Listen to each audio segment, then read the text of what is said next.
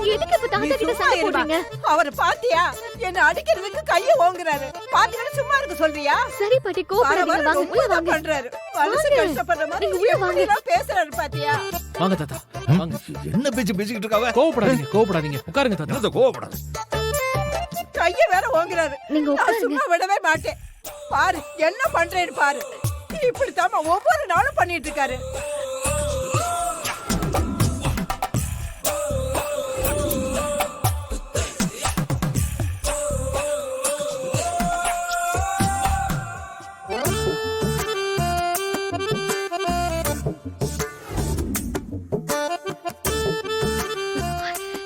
எங்க போறீங்க பாட்டி? தண்ணி குடிச்சிட்டு வர்றேன். தாகமா நீங்க இருக்கு. இருங்க, நான் போய் எடுத்துட்டு வரேன். அதெல்லாம் வேண்டாம். நான் அவர்கிட்ட சண்டையெல்லாம் போட மாட்டேன். நான் போய் குடிச்சிட்டு வரேன். என்னதான் அடிக்க கைய ஓங்குறாருல. தாத்தா எங்க போறீங்க? ஒண்ணு கடிக்க போறான்டா. போக கூடாதா? சரி போங்க.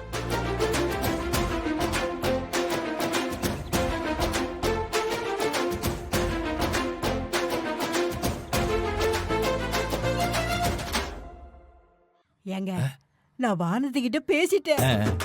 நானும் அருள் கிட்ட பேசிட்டேன். ஒரே பிரச்சனை தாங்க இருக்கு.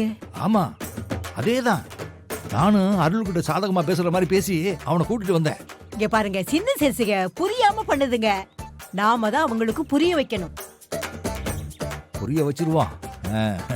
முதல்ல அவங்க 2 பேரையும் ஒண்ணு அனுப்பி கொஞ்சம் பழக வைக்கலாம். அப்பதான் அவங்க 2 பேரும் ஒண்ணா பழகுவாங்க. நானும் அதுதாங்க நினைச்சேன். அதுக்கு என்னங்க பண்ணலாம்? அதுவா என்ன செய்யலாம்னு நான் சொல்றேன்.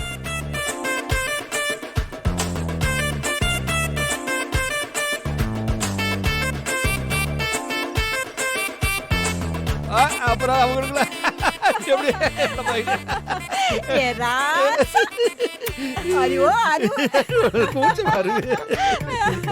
சரி, நான் போய் வானத்துக்கிட்ட பேசுறேன். நீ போ.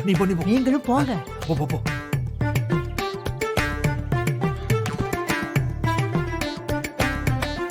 வானதி, பாட்டி. நீ மத்தியானம் மீன் சாப்பிடுறியா? இல்ல பாட்டி, அதெல்லாம் ஒண்ணும் வேண்டாம். அப்படிலாம் சொல்லக்கூடாது. இன்னைக்கு பாட்டி உனக்கு மீன் சமைச்சு கொடுக்கறேன். நீ சாப்பிட்டே ஆகணும். என்னங்க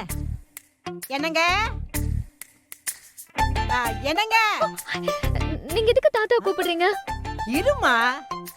ஏங்க நான் கூப்பிடுறது காதுல விழலையா? நான் என்ன பண்றேன்னு பாரு.